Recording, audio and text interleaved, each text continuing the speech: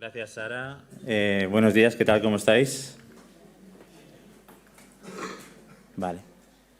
Pues gracias, Sara, por compartir acerca del ministerio de IPSTE. Ella es recién graduada y es un privilegio. Está trabajando en la parte de comunicaciones de IPSTE y, bueno, la verdad que aquí en Castelldefels, no. En Sant Boi hay un montón de personas que están íntimamente relacionadas con el IPSTE. Tenemos aquí a Lefra, que ha trabajado con nosotros durante muchos años también, no únicamente la parte de mantenimiento, sino también el desarrollo de comunicaciones. Así que estamos muy agradecidos por él, y también tenemos muchos estudiantes como Ailet, Débora, Andrés, que nos visita, aunque no es de la iglesia, y bueno, es un privilegio el poder serviros. ¿Los niños ya han subido y todo? ¿O cómo yo predico aquí? ¿No lo he escuchado? ¿Sí? Han subido, ya saben lo que tienen que hacer, ¿no? Han visto. Bueno, pues me da mucha alegría estar con vosotros. En esta mañana vengo con el Dylan y el Evan, que está por ahí arriba, con Eunice. Y Mía, la mediana, ha ido a otra iglesia porque está una amiga suya bautizándose y no nos puede acompañar esta mañana, pero nos da mucha alegría venir y poder serviros de esta manera compartiendo la palabra.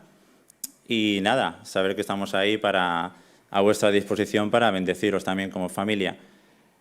Vale, podéis abrir vuestras Biblias si queréis. Vamos a pasar a la predicación. En Hechos 19. Podéis abrir las Biblias en Hechos 19. El Señor me ha puesto a compartir de este texto y también algunas cuestiones que tienen que ver con la ciudad de Éfeso, que por alguna razón me ha llamado la atención en los últimos meses. Me ha levantado la curiosidad de estudiar un poquitín más del contexto de Éfeso, una ciudad muy importante en la antigüedad, una ciudad muy importante en tiempos bíblicos. Y bueno, si pensáramos en ciudades en la actualidad que son importantes, pensaríamos a lo mejor en lugares como Nueva York, Londres, París, algunas de las ciudades que pensamos que en la actualidad son importantes y son cuna de diferentes movimientos culturales y que de alguna manera también moldean el pensamiento de las personas. Hay algunas ciudades también donde se desarrolla la acción bíblica, y en el libro de Hechos en particular.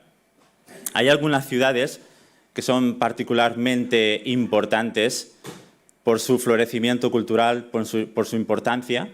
Entre ellas, obviamente, todos conocemos Roma, ¿verdad? Que se estudia con bastante. Si estás en el instituto, seguramente has estudiado un montón de cuestiones del mundo grecorromano. Es parte de donde se desarrolla también parte de la acción bíblica.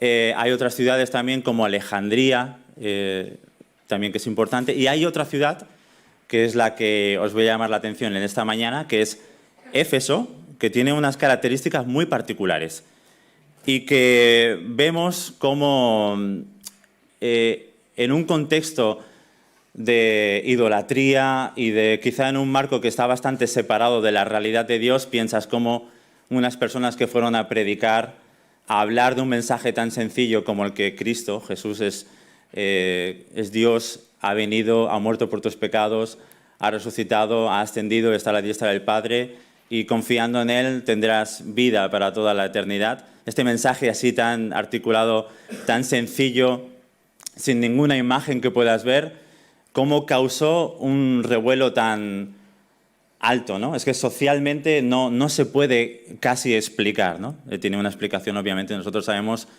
espiritual, por la fuerza del Espíritu Santo. Bien, el título que le he puesto a esta predicación, a ver, no es el título más cool del mundo. Bueno, tengo otro un poco mejor, ¿eh? Este es un poco el tema, la luz del Evangelio. Esta es la luz del Evangelio en medio de la oscuridad de las culturas. Es un poco el tema que vamos a tratar en esta mañana. La luz del Evangelio, cómo irrumpe en medio de la oscuridad de las culturas. Tenéis una imagen que luego también vamos a explicar un poquitín más. Este es el teatro de Éfeso, que hasta hace poco estaba como escondido ahí por hierbajos y por montañas, y cuando se dieron cuenta de lo que había ahí, pensaron, esto es una maravilla para ver, ¿no? Y es parte de donde se desarrolla la acción que nos centra en esta mañana. Bien, esta es una frase que luego os explicaré también más adelante, de un artista, de una canción que utiliza y que a mí espiritualmente me ha servido y que me gustaría también compartir con vosotros. El cielo roto, este cielo quebrado, oscuro, se ha tornado azul. Y cuenta la historia, como veréis más adelante en una analogía que os voy a dar, la analogía de alguien que camina en oscuridad, o culturas que están en oscuridad, y en ese viaje de desesperación encuentran la luz, ¿no? Y la imagen, ¿no? Como un cielo oscuro, ennublado, quebrantado, y que se abre y aparece, como esta mañana, ¿verdad? Que hacía un cielo espectacular, bonito para ir al campo, para ir a la playa. Estaba abierto. Es una imagen espiritualmente que nos debe calar. Vamos al texto, a leerlo. En Hechos 19, es un texto un poquitín más largo, a partir del versículo 23. Hechos 19, tenéis vuestros dispositivos digitales, o la Biblia, así, típica, pues adelante, Hechos 19. Vamos a leer del 23 hasta el 35. Si veis, si tenéis, yo voy a estar leyendo de Reina Valera, seguramente tenéis algún titulito ahí como el alboroto en Éfeso, pues ahí es donde vamos a empezar a leer. Dice, hubo por aquel tiempo un disturbio no pequeño acerca del camino. El camino es la manera en la que en este contexto se le está llamando a los cristianos, a los primeros cristianos, porque un platero llamado Demetrio, que hacía de plata templecillos de Diana. Vamos a hablar también de esto bastante en esta mañana. Realmente y técnicamente lo que deberíamos decir en vez de Diana, que quizás una asociación más romana, es Artemis. El texto en el que está escrito originalmente en griego nos tiene la palabra Artemis, que es una diosa griega que tiene ciertas características. Lo que pasa que la asociación más tarde de los romanos con Diana y Artemis es como que se ha mezclado. Pero es un poco más correcto hablar de Artemis. Vale, estos templecillos daban no poca ganancia a los artífices, a los cuales, reunidos con los obreros del mismo oficio, dijo, varones, sabéis que de este oficio obtenemos nuestra riqueza.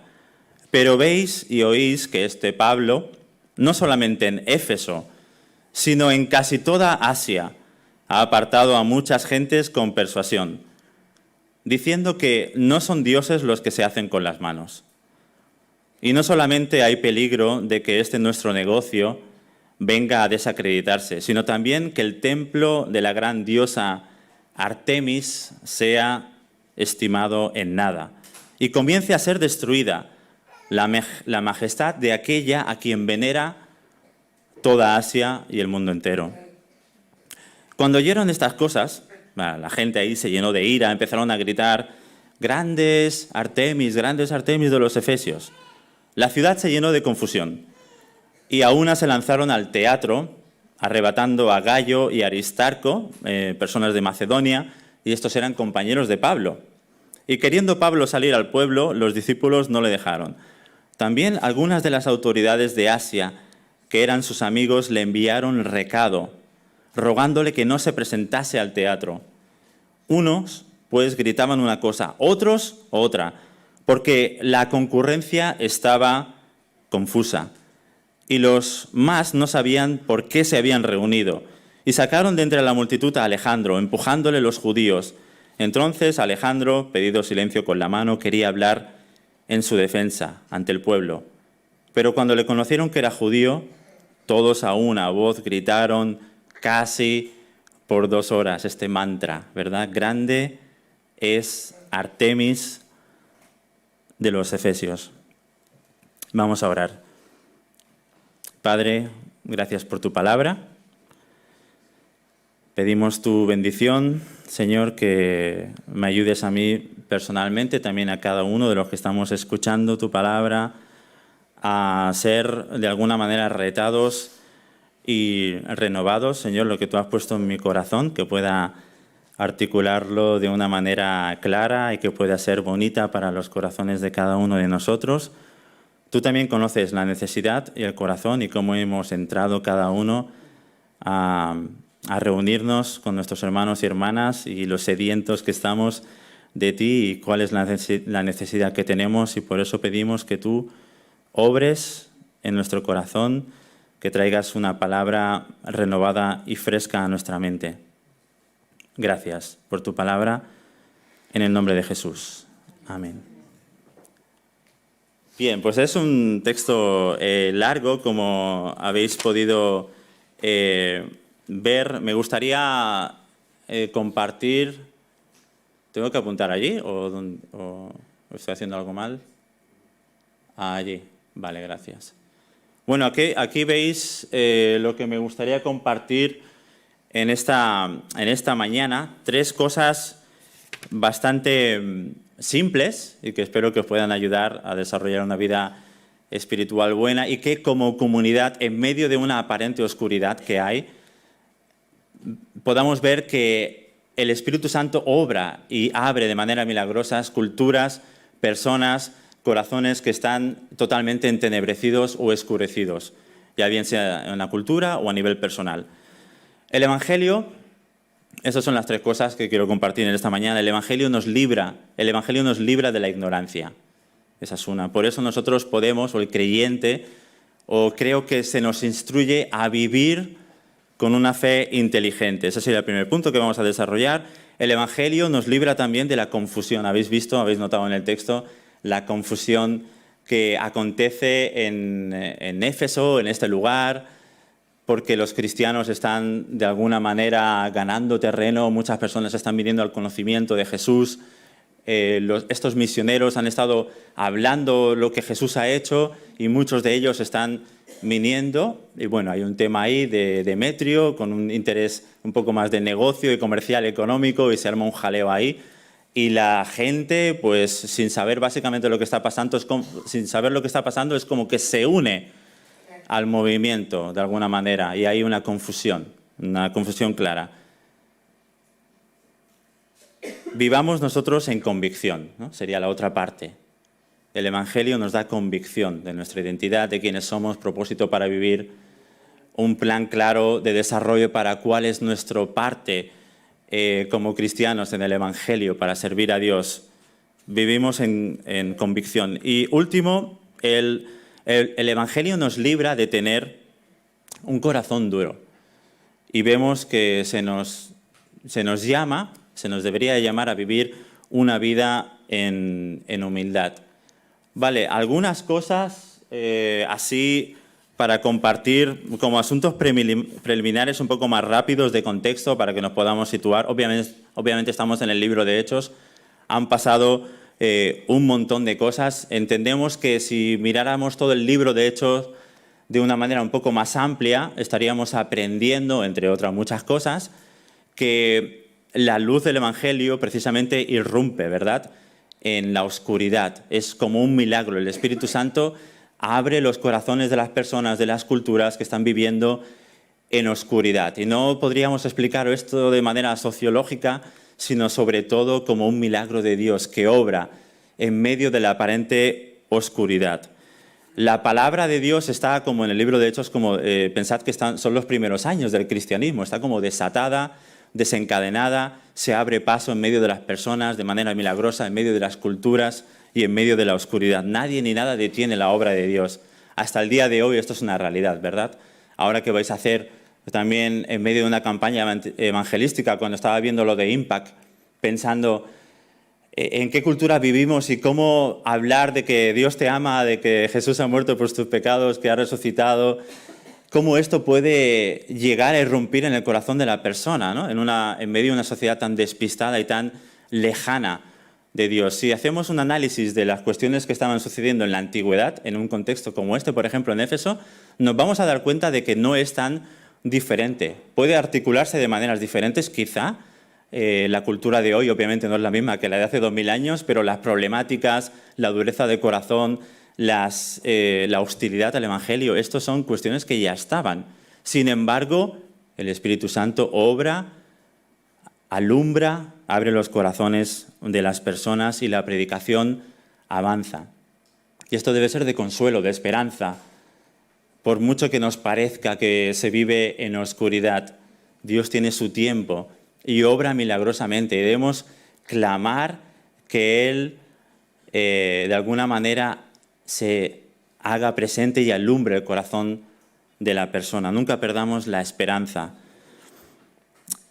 También algo más para comentaros aquí. ¿En qué viaje misionero estamos? Aquí estamos viajando, han habido diferentes viajes. Os pido un poco fuera de juego porque, claro, a lo mejor no habéis estado estudiando el libro de Hechos últimamente, pero estamos en el viaje misionero número 3, ¿verdad? De Pablo. Lo pone ahí. Además, lo pone ahí.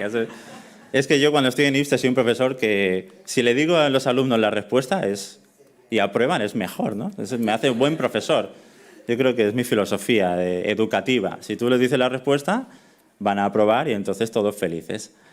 El tercer viaje misionero, Pablo ha estado viajando juntamente con otras personas. Aquí tenéis un mapa, perdonad que me ponga un poco más técnico, pero a veces vamos a la Biblia y Éfeso, ¿eso dónde está? Antioquía de Siria, ¿eso qué es? Corinto, ¿dónde está esa gente? ¿No? Pues aquí tenéis un mapa y que seguramente conocéis. Tenéis en vuestras Biblias también un montón de mapas detrás que sirven mucho para ponernos un poco en la piel de cuestiones que están ocurriendo, ¿no?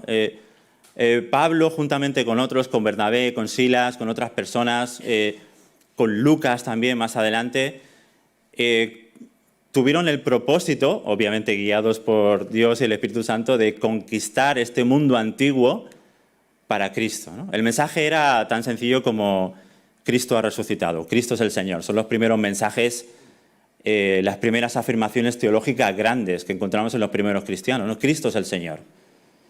Cristo ha resucitado. Y bueno, os podéis imaginar, ¿no? En un mundo lleno de imágenes, de idolatría, presentar a un Dios invisible. Es que no tiene sentido. Y querían llevarlo hasta Roma, ¿no? Y conquistar Roma era como el lugar de conquista final a nivel espiritual de Cristo para un mundo antiguo, en este caso el mundo europeo antiguo. Esto tiene lucecita, ¿no? Desde aquí salen los viajes. Y en este momento, pues en los primeros viajes se han recorrido estos lugares y ahora pues estamos en el tercer viaje misionero.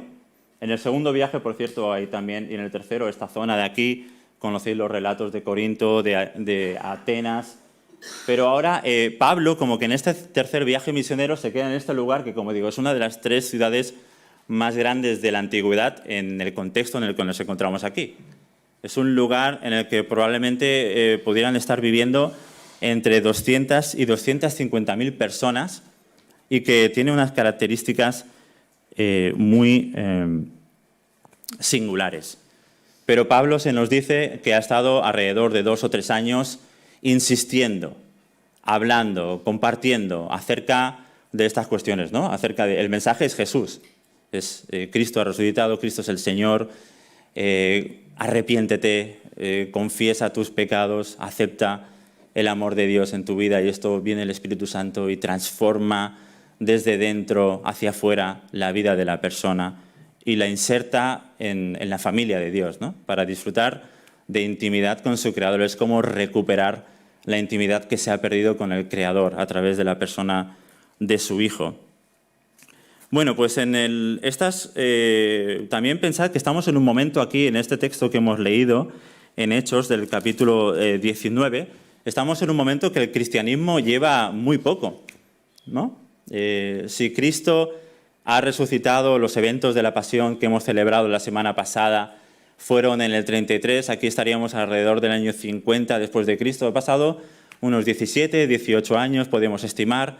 Estamos aquí en un producto casi embrionario del cristianismo, todo un poco más espontáneo, que hoy en día, que a lo mejor tenemos unas estructuras eclesiales un poco más desarrolladas y que está bien, ¿verdad? Y un poco más litúrgicas, pero aquí hay mucha espontaneidad, está todo como en pañales el cristianismo, sin embargo avanza. Y eso también tenemos que tenerlo en cuenta cuando analizamos este texto. Aquí están los puntos. El primero, el Evangelio nos libra. ¿Habéis visto en este versículo, al principio, el 23, hubo, como digo, el camino, Demetrio, ¿vale? Demetrio es un nombre que no ha calado muy hondo en nuestra cultura hispana, no tenemos muchos Demetrios por aquí. En otros lugares sí, Dimitri, ¿verdad? Vas a otros lugares y Dimitri puede ser en Ucrania, en Rusia, un nombre bastante común, pues es un hombre que centra parte de la atención de los primeros versículos, del 27 al 32. Bueno, ¿qué ocurre con este Demetrio? Es una persona que se encarga de hacer unas figuritas, ¿verdad? Unos templecillos de Artemis, y el buen hombre se gana la vida haciendo diferentes templecillos y vendiéndolos. Y pensad que este hombre vive de ello, y no únicamente él, sino otros también. A través de los templecillos de Artemis, los va vendiendo. La gente venía a este lugar, a Éfeso, para adorar. Es un lugar que es conocido por atraer a personas, ¿no? De igual manera que hoy en día pueden haber religiones o sistemas de creencias que tienen viajes de peregrinaje, o que tú vas a ciertos lugares para adorar. Bueno, nosotros no deberíamos, ¿no? Eso es como ejemplo, ¿no?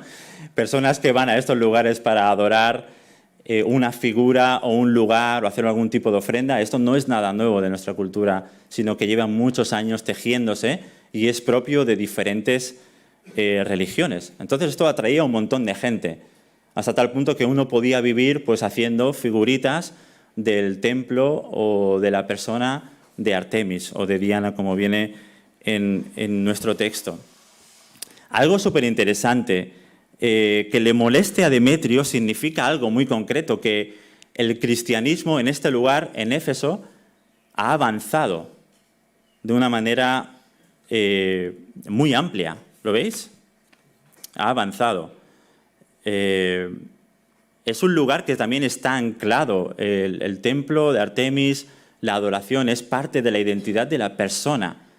Pero ha avanzado tanto que dicen, ostras, ¿qué va a pasar? Que nuestro negocio de vender figuras de Artemis o de Diana se va a acabar, no vamos a poder vivir. Entonces por eso junta a otros que son como él y montan un lío, ¿no? Un lío. ¿Qué es lo que Demetrio está diciendo que están predicando estos predicadores?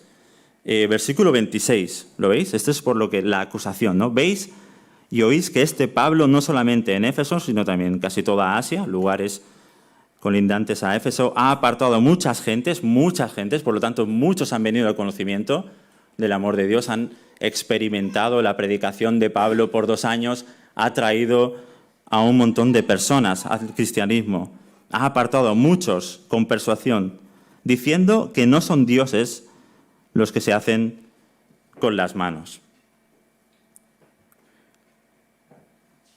Hay un montón de salmos, por ejemplo, si tenéis tiempo en casa, Salmo 115 es un gran ejemplo que nos habla de lo contradictorio y que es una cuestión de ignorancia, ¿no? Estamos hablando que estas personas eran unos ignorantes, no en que no supieran, que no tuvieran. Estamos hablando de las cuestiones divinas, ¿no? Lo ignorante y lo contradictorio, e incluso, si leemos el Salmo 115, casi podríamos decir que es un tanto ridículo el adorar algo que se ha creado con las propias manos, como podría ser un templo, una figura, y atribuirle un carácter divino y pensar que por traerle ofrendas o adorarle vas a tener el favor y tu vida te va a ir bien, ¿no?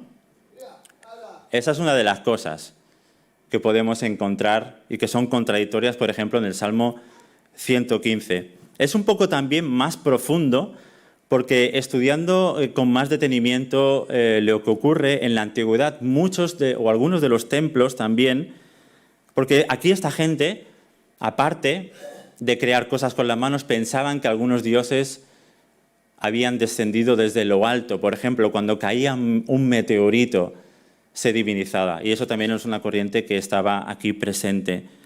Era como algo, había caído del cielo un meteorito y se convertía también en algo para adorar. Y es muy probable que hubiera caído un meteorito y el ser humano en aquel momento dijera, ¿esto qué viene? Esto viene del cielo, esto es divino. Y llega al tema de atribuirle la divinidad, ¿no? Sabemos que el único que ha venido desde el cielo es Jesús, ¿verdad? Que has descendido para morir por los pecados de las personas, para restaurar, para que podamos recuperar la relación con nuestro Creador que estaba maltrecha por la fuerza del pecado.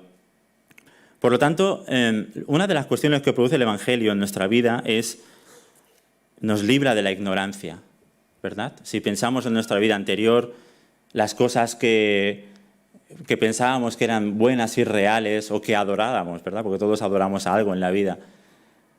Pero es ignorancia. Dios nos llama a vivir una fe inteligente que sabe interpretar el mundo. La fe bíblica nos ayuda a comprender la realidad de quiénes somos y cómo proceder en el mundo.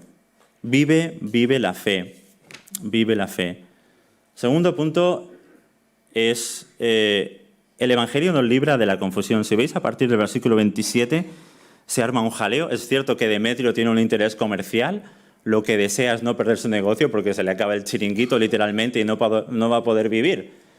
Pero eso crea un montón de confusión porque empieza a hablar que no solo hay peligro de que nuestro negocio venga a desacreditarse, sino también que el templo de la gran diosa Artemis sea estimado en nada, comience a ser destruida la majestad de aquella a quien venera toda Asia. Veis que hay un componente también de identidad nacional con respecto a la atribución divina de un Dios en particular, que nos conecta emocionalmente y que a veces que cuesta saltar, ¿no? Depende del trasfondo educativo, religioso del que vengas. Cuando vienes a Cristo hay un componente emocional que te puede atar. Se llenaron de ira. Aquí viene el tema de la confusión, ¿no? Vivir lejos de Dios nos llena de confusión. Creo que es una cuestión que está en el texto. La cultura está primero en ignorancia y esta ignorancia lleva a la confusión, ¿no? Que no saber. Como cristianos, una cuestión importante que creo que debemos profundizar, que debemos de alguna manera cultivar es el tener convicción, estar bien anclado en saber quiénes somos. Tener convicción no significa que seamos perfectos, que nunca vayamos a pecar, que nuestra vida sea impoluta. Obviamente van a haber áreas complejas, que todos estamos en trabajo y en proceso, pero necesitamos y requerimos de tener una convicción de nuestra identidad y de quién somos y de cuál es nuestro papel en este mundo. Tu identidad es que eres un hijo o una hija de Dios, si has creído, obviamente. Y tu papel es glorificar en todo a Dios, en todas las cosas que hace. Pero cuando estás lejos del Evangelio o la cultura está lejos, lo que ocurre es que hay cierta confusión. El Evangelio, como digo, nos libra de esa confusión. Vamos a ver aquí también en el texto, como habéis podido apreciar, que si hay un jaleo, la gente como que se une, ¿verdad? Si un montón de gente ahora puede venir una corriente o una noticia, la gente se puede adherir a ese movimiento, a esa corriente, porque hay un montón de gente que lo apoya, pero a lo mejor no han pensado, no han meditado, no han profundizado, no han tenido toda la información, pero se arrastran, nos arrastramos. Dios nos libra de esta confusión que a lo mejor las masas pueden ir y nos ofrece el que tengamos una convicción interna, de quién somos. A continuación os voy a mostrar algunas cuestiones para alumbrar un poco más del contexto. Permitirme que me tome algún tiempo con algunas fotos de lugares que son donde todo lo que estamos hablando se desarrolla en este marco, en este contexto. Este es el teatro, como hemos visto anteriormente en la portada. el teatro de Éfeso, lo podéis ir a visitar si queréis y podéis, ¿no? Si os lo podéis permitir, creo que puede ser bastante chulo. Es uno de aquellos lugares bíblicos. Toda la zona de Turquía obviamente tiene muchos lugares que nos podrían transportar mentalmente a donde sucede la acción. Y eso de alguna manera nos hace comprender mejor lo que está ocurriendo. Éfeso, como hemos comentado anteriormente, una de las 3 ciudades más grandes de este contexto europeo en el que estamos, como llamamos modernamente a este mapa que he dado, junto con Alejandría, junto con Roma, un lugar como de eso, 250.000 personas, muy grande para aquella época. Tú vienes con un mensaje a predicar ahí, a decirle a la gente que Cristo ha muerto por sus pecados y que tienes que arrepentirte para disfrutar de vida eterna. Y no tienes nada, no tienes ninguna imagen, ningún templo, ni anclado emocionalmente a un templo como el templo de Artemis, que es una de las 7 maravillas del mundo antiguo. Bien, este es el teatro. Pensad también las obras que podrían darse allí, los musicales, los debates filosóficos que pudieran haber en ese lugar, cómo eso moldea el pensamiento de la gente, ¿verdad? De igual manera que hoy en día pues, vemos películas, series, sin darnos cuenta, esto de alguna manera moldea y da forma a nuestro pensamiento, a nuestro entendimiento de nosotros mismos, de la sexualidad, del romanticismo, de las relaciones, del éxito, de cualquier cuestión, viene en parte moldeada por cómo las cuestiones que visualizamos, la literatura que leemos o lo que vemos. Moldea. Aquí también, en la antigüedad también tenían sus propias metanarrativas, sus historias. Este es el templo de Artemis. Es enorme. Creo que en la actualidad queda alguna columna por ahí, apenas queda nada, pero más tarde fue considerada como una de las 7 grandes maravillas del mundo. Esto es majestuoso. Pensad que venía gente de todo el mundo para adorar o para traer ofrendas, para observar que lo que acontecía ahí tiene una belleza muy recurrente, ¿no? Cualquiera de nosotros, si fuera un lugar como estos hace 2000 años o incluso ahora, sería muy sugerente a nivel visual y nos daría una facilidad para decir, ¡guau!, conectar emocionalmente, ¿no? Y aquí estos, Pablo y sus acompañantes, Timoteo, Lucas, que pudiera estar, vienen con un mensaje que no tienen nada, no tienen ningún edificio, no tienen ninguna figura. Es una persona que dice que es el Mesías, que ha venido a perdonar tus pecados, que su cuerpo no está, ha resucitado, eso es bueno. Es un mensaje, qué difícil, ¿verdad? Hoy en día también podríamos pensar lo mismo, decir, ¡buah, madre mía, ¿hacia dónde va el mundo, no? Si empiezas a leer las noticias, si empiezas a leer sobre inteligencia artificial y dices, madre, ¿qué va a pasar aquí, no, con nuestro cerebro? Si te pones a investigar acerca de las diferentes cuestiones de salud mental que a todos de alguna manera nos afecta, el odio que también se puede generar, ¿verdad?, en este mundo, las guerras que siguen presentes, es un panorama que no invitaría a que hablar de Jesús, y por ponerlo más concreto, ¿no?, aquí en Sant Boi, ¿no?, vosotros sois expertos cuáles son los códigos, los fenómenos culturales aquí, concretos, los deseos, los sueños de la gente, y vemos cómo se manifiesta seguramente mucha de esa oscuridad, y dices, esto es imposible, ¿no? ¿Cómo? Pero sabemos que no, ¿no? De igual manera que hace 2000 años irrumpió el Espíritu Santo en culturas y personas, a medida que vamos donde estemos, sea en Sant Boi o en cualquier sitio, no hay nada imposible para el Señor. Nunca pensemos que nuestro momento es peor que el de estos misioneros hace 2000 años.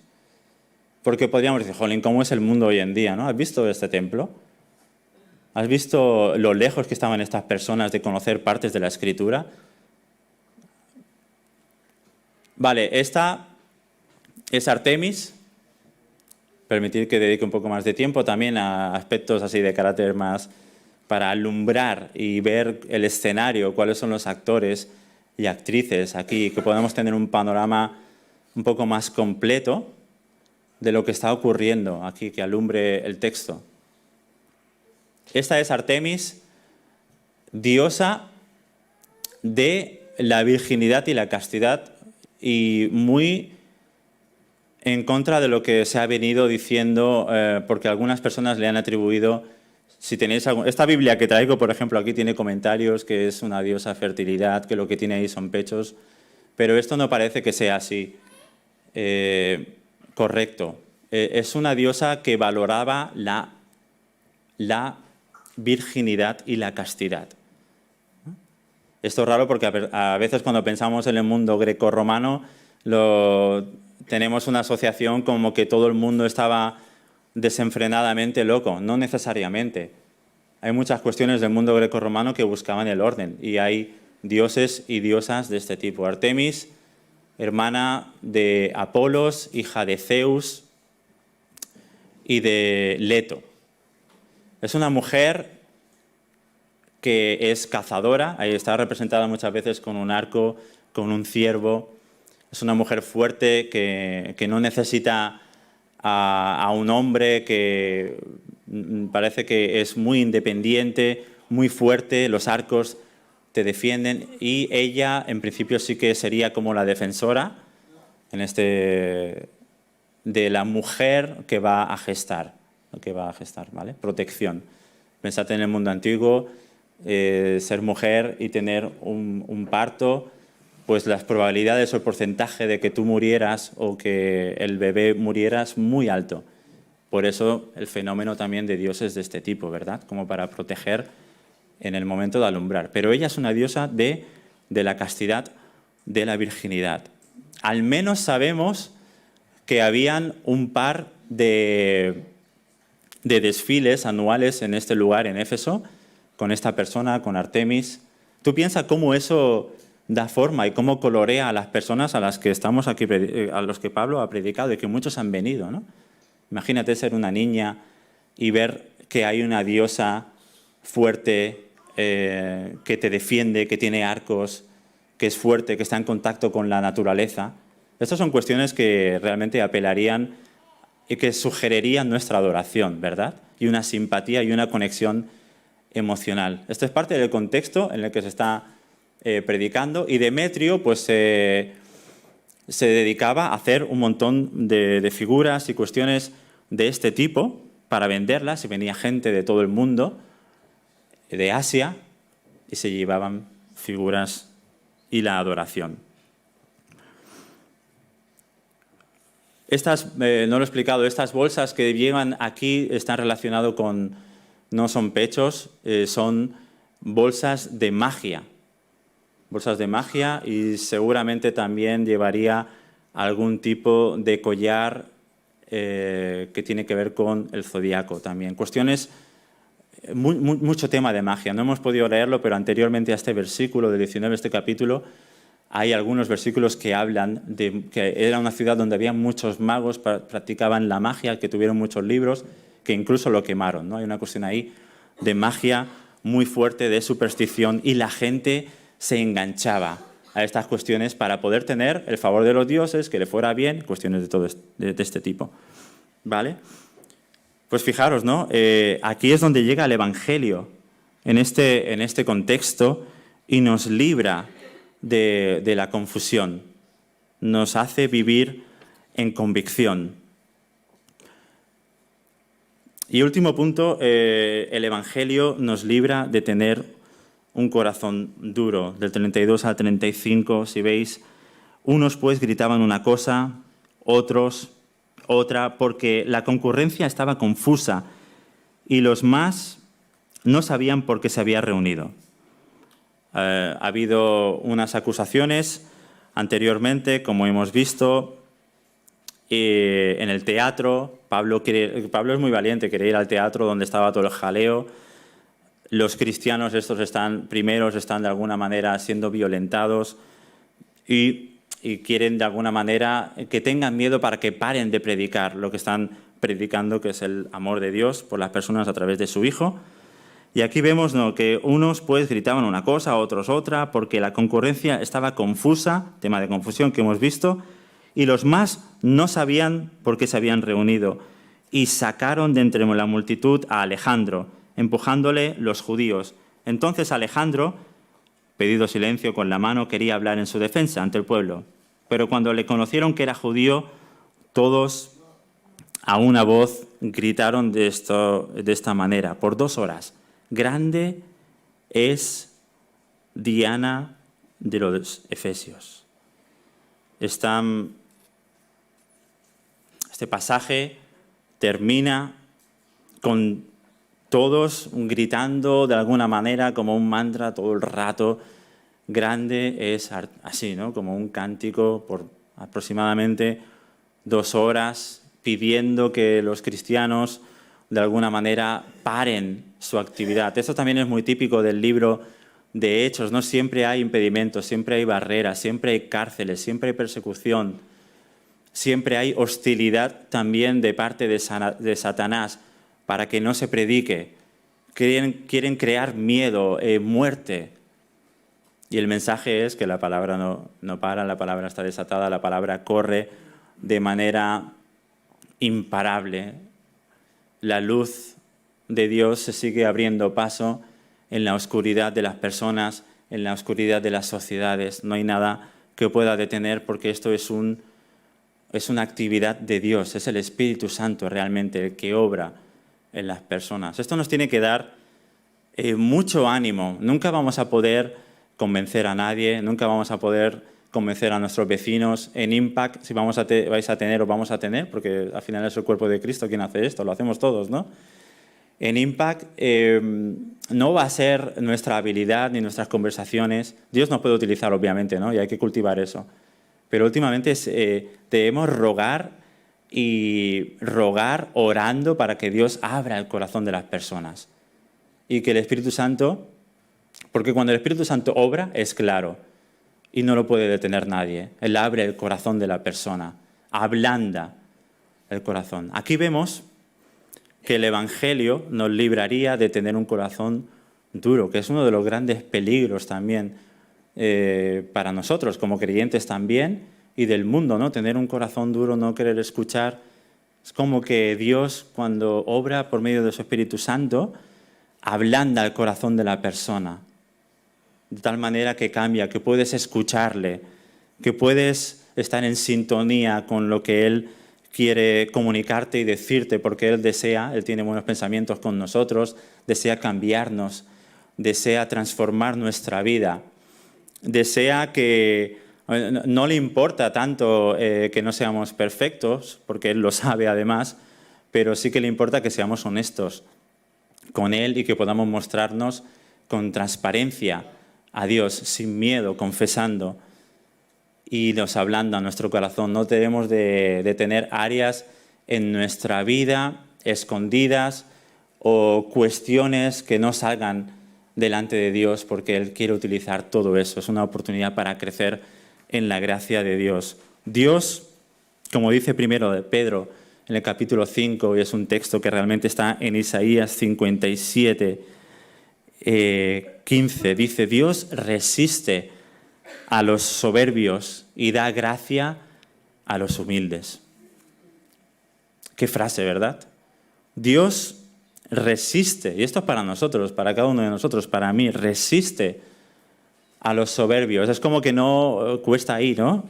Y da gracia a los humildes. Cualquier situación que estemos viviendo, cuando la afrontamos con un corazón ablandado y no duro, Dios nos da gracia para poder superar y vivir bien para Él.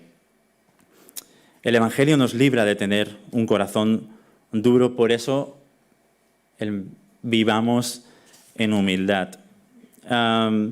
Acabando ya y aterrizando, estos son los puntos, resumiendo todo lo que hemos visto. Hay más cuestiones. Yo he escogido estas 3, obviamente el texto. Esto no es exclusivo, hay otras cuestiones que el texto aborda y que seguramente vosotros hayáis podido ver. Pero es una transición muy natural, ¿verdad?, en la oscuridad. La ignorancia nos lleva a la confusión y la confusión seguramente nos va a llevar a un endurecimiento de corazón. El corazón se va a endurecer y va a estar duro. Pero en Cristo ocurre algo totalmente contrario. Dios nos da fe. Es una fe inteligente que podemos comprender la realidad de quienes somos e interpretar también la realidad del mundo de manera adecuada, como Dios desea que veamos la vida. Esta fe que piensa nos da una convicción interna acerca de nuestra identidad y de quién somos en Cristo. Somos hijo, eres hija de Dios. Esa es tu identidad y marca tu proceder en la vida. Es convicción, está claro lo que eres. Y eso nos lleva a ser humildes y que nuestro corazón sea blando y que nuestra vida entonces de esta brote dependencia a Dios. Una poesía para acabar, un músico que se llama Neal Morse, un músico de rock progresivo que no creo que muchos de aquí, bueno, algunos aquí sí, aquí hay uno que conoce rock progresivo, otro por aquí también. Bueno, no sé si estáis acostumbrados a escuchar canciones de 15 minutos, pero está muy bien, ¿vale? Pero este hombre es un rockero, un artista, como digo, de rock progresivo, que en el 2002, él ha vivido, tiene su carrera musical con genios de la música, y todavía, con artistas que son deslumbrantes en su manera de tocar. Y hay una compenetración cuando les ves tocar que es asombrosa. Ahora, es un estilo de música que te tiene que gustar también, obviamente. Pero él, en el 2002, su hija, que tenía 4 años, si no recuerdo mal, en aquel momento, tenía un agujero en el corazón. Y los doctores eran muy pesimistas con la hija, ¿no? Era como de esos casos que dices, esto tiene una perspectiva muy complicada para que pueda ser exitosa, ¿no? Imagínate tener una hija, cómo esto nos impacta emocionalmente, ¿no? Cuando comprendemos tener un ser querido de esta profundidad y que los médicos te digan, aquí no parece que podamos hacer mucho. Y bueno, la mujer de Neal Morse y ellos, como digo, en este momento no tenían una relación normal así con la iglesia, ni eran creyentes, ni mucho menos, sobre todo él. Pero la mujer, la madre, llevó a la niña a la iglesia para que oraran por ella. Y bueno, pues fueron allí a orar. Y la niña, pues según lo que he podido leer, y lo que sí que sabemos que la vida de este hombre ha cambiado, y eso es un buen argumento, desapareció, ¿no? Fue un milagro, se sanó completamente. Este agujero en el corazón se sanó completamente. Eso en el 2002 esta persona cambió radicalmente su vida, obviamente. Y desde entonces ha estado creando música con el mismo estilo, rodeado de otros músicos excelentes que no son creyentes, pero que tiene contenido en muchas de sus ocasiones muy bíblico. De hecho, él tiene un disco que es un repaso de la vida es un libro muy conocido de John Bunyan, que es El Peregrino. Y tiene un disco que recorre, todo el viaje espiritual de una persona que refleja un poco su confusión, su ignorancia, su desesperación, su corazón duro, en un viaje que va divagando, ¿no? De oscuridad y finalmente pues ve la luz, ¿verdad? Y tiene unas frases que dice, ha sido un día muy largo bajo este camino que he estado viajando. Es un viaje espiritual, ¿verdad? El de la vida. Ha sido una noche oscura en la que he estado esperando por mucho tiempo. A través de la lluvia y del fuego, pero finalmente te he encontrado. Ha sido un día o un camino muy largo, pero tu hijo vuelve a casa. Y dice así esta frase que yo he puesto y que a mí me da mucha emoción y que dice, y que no está ahí, que los cielos entenebrecidos y oscurecidos se han vuelto azules. Esta es la esperanza para nosotros, es la esperanza para nuestra vida y es la esperanza que también vamos a comunicar sabiendo que Dios va a obrar a través de la fuerza del Espíritu Santo. Vamos a orar. Pues Padre, gracias por tu palabra. Otra vez, yo pensando, Señor, sabes que he crecido en esta iglesia, aquí, y pensando en la ignorancia de no conocerte, en la confusión que tenía, en la oscuridad en la que vivía y también lo arrogante que era, ¿verdad? No digo que todo esto lo haya superado ya de manera 100%, porque es un viaje en ti, pero sí que cuando vino tu Espíritu Santo a mi vida, pues esta ignorancia se ha convertido en una fe que me ayuda a comprender quién tú eres, también quién soy yo, de una manera realística. Me ha dado convicción de quién soy, que soy tu hijo y que eso determina mis acciones, mi manera de vivir y que mi propósito es glorificarte a ti, Padre, y comunicar quién es tu hijo. Y también, pues, creo que, aunque no siempre, porque a veces tengo el corazón un poco duro, pero a veces por tu obra ablandas mi corazón para que yo pueda recibir tu instrucción, tu disciplina, lo que tú tienes para mi vida, Señor.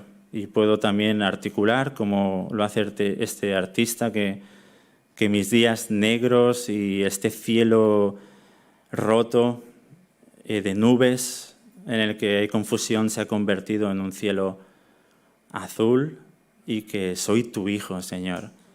Y ahora estoy aquí en casa también y por eso te doy gracias por esta congregación en la que te pude conocer y ver a tantos hermanos conocidos. Me emociona tanto y me da tanta alegría ver tu obra también aquí, de manera particular, tu manifestación a través de cada uno de los hermanos y hermanas aquí en San Boi, el amor que tienen para transmitir tu evangelio en este contexto tan concreto.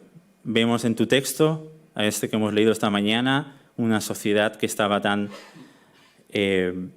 con sus propios fenómenos y cómo había moldeado el pensamiento de las personas, y pensamos hoy en día cómo podemos compartir de tu palabra en un mundo que también es moldeado por historias, por series, por principios.